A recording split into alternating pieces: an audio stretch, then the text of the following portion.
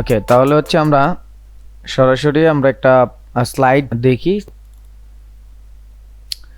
ওকে, normal আমরা একটা power point slide দেখি। ওকে, এই স্লাইডটার মধ্যে কি কি আছে আমরা সেটা একটু দেখি।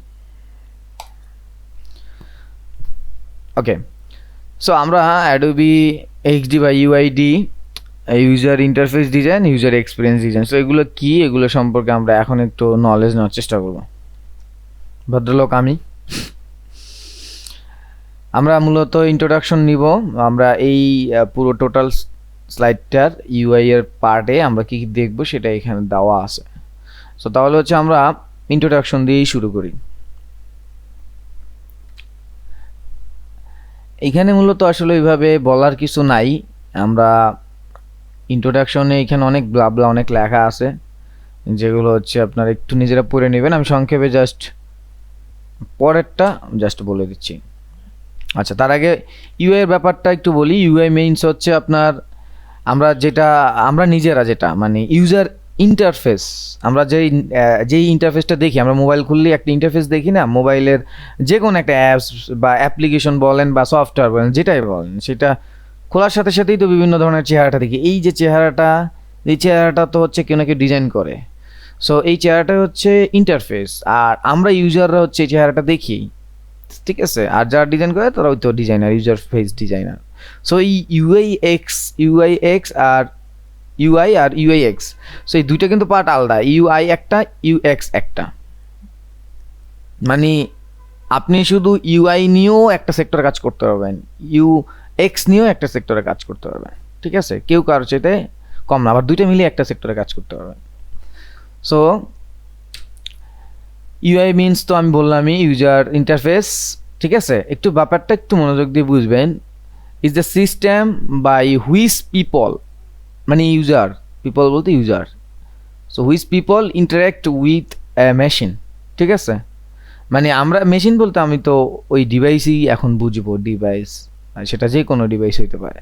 সো এই যে ডিভাইসের সাথে যে আমরা ইন্টারফেস হচ্ছি, মানে ইন্টারকানেকশন করতেছি, বা হচ্ছে আমরা আমাদের যেই সিস্টেমেরটার সাথে যে সিস্টেমটা বিল্ড আপ করতেছে, মানে আমি যদি কোনো অ্যাপস, কোনো সফটওয়্যার এগুলো চিন্তা না করি, তাহলে কিন্তু আমাদের হচ্ছে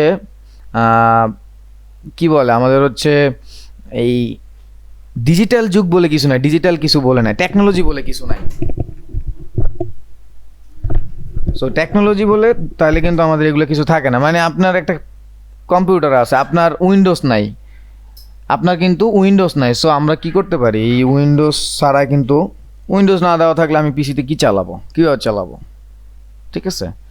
তারপর হচ্ছে এইটা হচ্ছে আমাদের যেই মানুষ এবং হচ্ছে ওই যে বললাম যে হচ্ছে এই মেশিন এবং মানুষ, তার মধ্যে একটা কানেকশন তৈরি করতেছে। সো এটা ব্রিজের মতো, ঠিক আছে। It's a bridge between human being and a system. সেটার মধ্যে একটা ব্রিজ হিসাবে কাজ করে। আমি যদি ওইভাবে চিন্তা করি, তাহলে আমি কিন্তু একটা জিনিসের জন্যই যাচ্ছি ওপারে। মানে আমি যদি এপার চিন্তা করি, আমি ওপার হচ্ছে আমার একটা device. So bridge, the user interface includes hardware, physical and software হচ্ছে লজিক্যাল কম্পোনেন্টগুলো যেগুলো আছে এগুলোর মাধ্যমে, ঠিক আছে। তো তাহলে আমরা হচ্ছে মূলত বলতে পারি ইউজার ইন্টারফেস হচ্ছে আমি হচ্ছে একটা, যখন অ্যাপস বা হচ্ছে কোনো একটা সফটওয়্যারের সাথে ডিল করতেছি, এই যে ডিলিংয়ের মধ্যে যে ব্যাপারটা থাকে এইটাই, ঠিক আছে। সো ওখানে যেটা দেখতেছি ওইটাই ইন্টারফেস, ঠিক আছে। আর আমি ব্যবহার করতেছি এটাই হচ্ছে ইউজার ইন্টারফেস।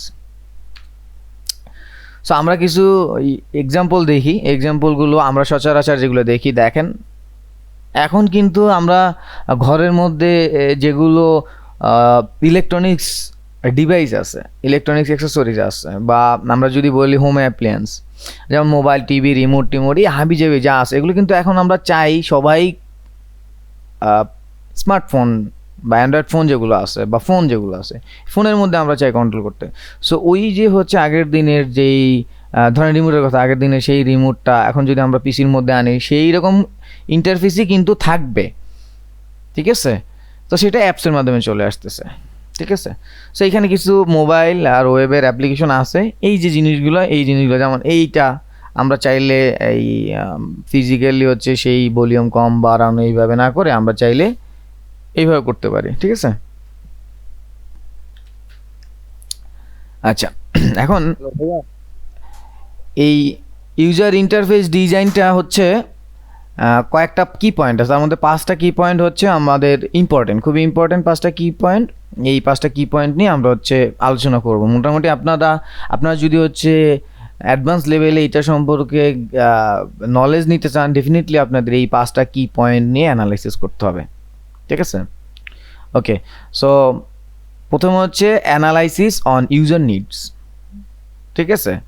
মানে আমি যে ইউজার, আমার যেই দরকারটা বা দরকারের কারণে আমি অ্যাপসটা ব্যবহার করবো, সেটা নিয়ে তো ডেফিনেটলি অ্যানালাইসিস করতেই হবে। এটা ফার্স্ট স্টেপ। আমি একটা অ্যাপস বানাবো, অ্যাপসটার কী চাহিদা সেটা সম্পর্কে, মানে কী জন্য আমি অ্যাপসটা বানাবো, ওখানে কী কী থাকা উচিত, এই যে নিডসগুলো, এগুলো সম্পর্কে তো আমার ডেফিনেটলি জানতে হবে। না আমি বললো আমি জাস্ট এখানে দেখছি ও হচ্ছে প্লে বাটন দিয়েছে, আমার এখানে দিতে হবে, এখন আমি রেস্টুরেন্ট মেনুতে প্লে বাটন তো দিব না ডেফিনেটলি। আচ্ছা, ইন্টারফেস ডিজাইন প্রোটোকল, প্রতিটা জিনিসেরই তো আসলে প্রোটোকল বা রুলস থাকে, মানে সেট অফ রুলস থাকে। আপনার সেই রুলসে আপনার হচ্ছে কী করতে হবে, এটা তৈরি করতে হবে, ঠিক আছে। সেই ইন্টারফেসগুলো ডিজাইন করতে হবে, এগুলো একটু ডিপ হয়ে যায়, সো আস্তে আস্তে চলে আসবে। তারপর ডিজাইন লেআউট, ডেফিনেটলি একটা ডিজাইন লেআউট আপনাকে স্ট্যান্ডার্ড একটা লেআউট মেনটেন করতে হবে। যে লেআউটটা হচ্ছে আপনার এমন না যে আপনি একটা সফটওয়্যার অ্যাপস বানাচ্ছেন, সেটা অ্যান্ড্রয়েডে চলবে, আমার হচ্ছে ম্যাকে চলবে না, হ্যাঁ আইওএসে চলবে না, বা উইন্ডোজে চলবে, ব্যাপারটা এইরকম, ঠিক আছে। তো আমার একটা স্ট্যান্ডার্ড লেআউট মেনটেন করতে হবে, যে লেআউটগুলো সবগুলো ভার্সনে সবগুলো ডিভাইসে মেনটেন করতে পারে, যেন অনেকটা রেসপন্সিভের মতো চলে আসে। যেখানে রেসপন্সিভ ইউআই, লাইক আমি হচ্ছে কী বল, আমার মোবাইলটা ধরেন আমার ছোটো, অনেকের হচ্ছে ট্যাবলেটটা বড় থাকতে পারে, অথবা আমি একটা ওয়েবসাইট যদি মোবাইলে দেখি, আমি ওয়েবসাইটটা মোবাইলে হয়তো বা একটু ডিফারেন্টভাবে দেখবো, কিন্তু এমন না নামটা ওখানে যেটা আছে সেটা অন্যরকম হয়ে যাচ্ছে, নামটা চলে যাচ্ছে একদিকে, এইরকম ব্যাপারটা আসলে এরকম না।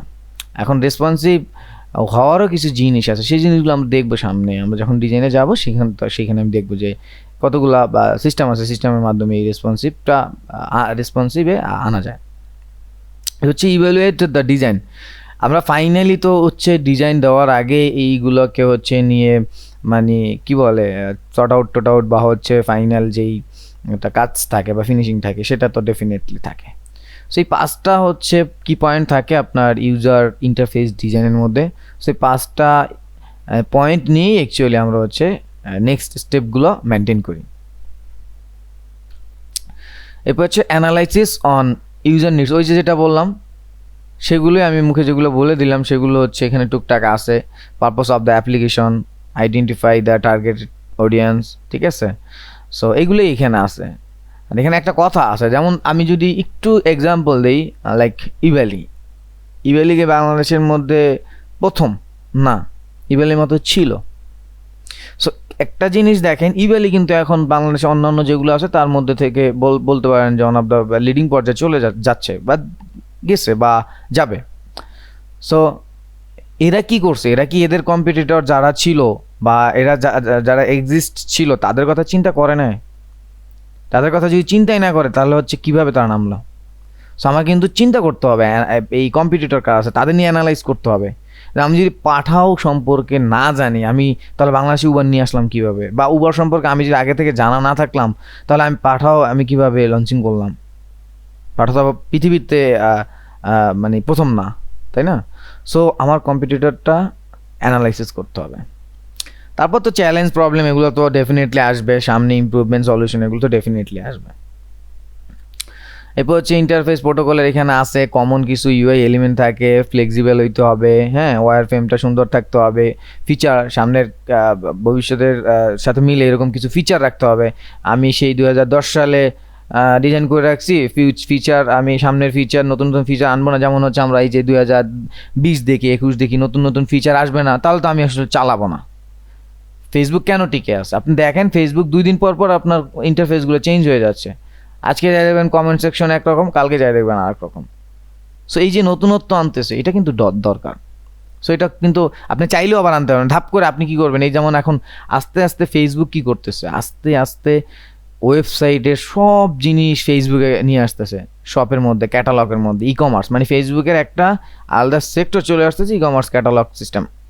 সো আপনার অদূর ভবিষ্যতে আপনার ওয়েবসাইট না থাকলেও হবে। অলরেডি তো ইউএসএ হচ্ছে পেমেন্ট মেথড চলে মেসেঞ্জারের মাধ্যমে বা অন্য অন্য জিনিসের মাধ্যমে, হয়তো বা এটা চলে আসবে, অ্যাভেলেবেল হয়ে যাবে সব কান্ট্রিতে। সো তখন দেখবেন ওয়েবসাইটের উপর মানুষের একটা আস্থা আবার কমতেছে, একই জায়গায় আপনি এফ কমার্স ই কমার্স সব পাচ্ছেন। ঠিক আছে, তো এইগুলোই লেআউটের মধ্যে যেগুলো থাকবে, হ্যাঁ অপটিমাইজ করা থাকবে ইমেজগুলো, এমন না যে হচ্ছে আপনার 100 ইমেজ নেবেন, এখন 100 ইমেজ নিয়ে আপনার হচ্ছে অ্যাপসের 12টা বাজায় ফেলবেন, তো ব্যাপারটা এরকম না। তারপর হচ্ছে রাইট ফন্ট থাকতে হবে, অ্যাট্রাকটিভ কালার থাকতে হবে, হ্যাঁ ফাংশন বাটনগুলো, এইখানে একটা মেইন পয়েন্ট আছে, ফাংশন বাটন যেটা আছে, রাইট ফাংশন বাটন আমি যদি ইউজ না করি, এইখানে যখন আমি ডেভেলপে যাব, আমি যখন ডেভেলপমেন্ট করবো একটা অ্যাপস অথবা কোনো ওয়েবসাইট, আমি সেই বাটনটা যদি রাইট মতো ইউজ না করতে পারি, দেখুন বাটনটা কাজ করে না। সো আমাকে কিছু কমন বাটন আছে, বাটন সম্পর্কে পড়াশোনা করতে হবে এই ইউআইতে। ঠিক আছে, রেসপন্সিভ তো আছে এখানে, নেভিগেশনগুলো রেসপন্সিভ তো ডেফিনেটলি লাগে। আপনি দেখবেন ওয়েবসাইটে, আপনি ধরেন আমাদের ওয়েবসাইটের কথা বলি আমি, আমাদের ওয়েবসাইটটা ঢুকলে দেখুন উপরে, হ্যাঁ কম্পিউটারে ঢুকলে উপরে হোম টোম সব আছে। যখন মোবাইল দিয়ে ঢুকবেন তখন কিন্তু ওই মোবাইল ভিতরে হোম এগুলো থাকে না, তখন কি থাকে আপনার নেভিগেশন বারগুলো, মানে অ্যাপ বারগুলো কি থাকে, পাশে দেখবেন একটা অ্যাপ মেনু থাকে, মেনুতে ক্লিক করলে নিচে নিচে থাকে। ঠিক আছে, এই ব্যাপারগুলো। গ্রিড লেআউটের কথা তো বললামই, এগুলো আসবে সামনে। আর অপটিমাইজ ব্যাপারটা বুঝে নিই তো, এসইওর জন্য তো বেস্ট। সো কন্টেন্টগুলো ওই রকম লাগবে, ইউজার ফ্রেন্ডলি। আপনি এমন কন্টেন্ট ব্যবহার করবেন না যে আপনার হচ্ছে ক্লায়েন্ট আসলে ফিরে যায় বা ক্লায়েন্ট না বোঝে, বা রেসপন্স রেটটা বা রেসপন্সিভ ব্যাপারটা না থাকে, ওই তো সাজেস্ট করবেন ফাইনালি। এরপর হচ্ছে আইডেন্টিফাই এরিয়াস অফ মিস্টেক্স। এইখানে এই জিনিসটা কিন্তু রেগুলার আপডেট করে হচ্ছে ফেসবুক, কি ভুল হচ্ছে কি হচ্ছে, আর পুঙ্খানুপুঙ্খ এগুলো বের করতেছে। আপনি একটা অ্যাপস বানায় দিয়ে বসে আছেন, ব্যাপারটা এরকম না। আপনি যদি ওটার মিস্টেকগুলো না বের করেন, আপনি সব 10জন মানুষ যে ওভারঅল একটা অ্যাপস তৈরি করতে তো টেস্টিং করার পরে হচ্ছে অ্যাপসটা ফাইনালে আসে, ওই টেস্টিং করার পর দেখবেন অনেক ভুল থাকে। সো ওগুলোই আসলে খুঁজতে হবে, আপনার ডিজাইনে কোথায় বাগ আছে, ডিজাইনে বাগ মানে হচ্ছে আপনার এখানে একটু দেখবেন গ্যাপ রয়ে গেছে বা এইখানে একটু স্পট রয়ে গেছে, ব্যাপারটা এরকম নর্মাল আসলে। সো আমরা মূলত হচ্ছে কি করলাম তাহলে, এই ইউজার ইন্টারফেস যেটা আছে সেটা সম্পর্কে আমরা মোটামুটি জেনে ফেললাম।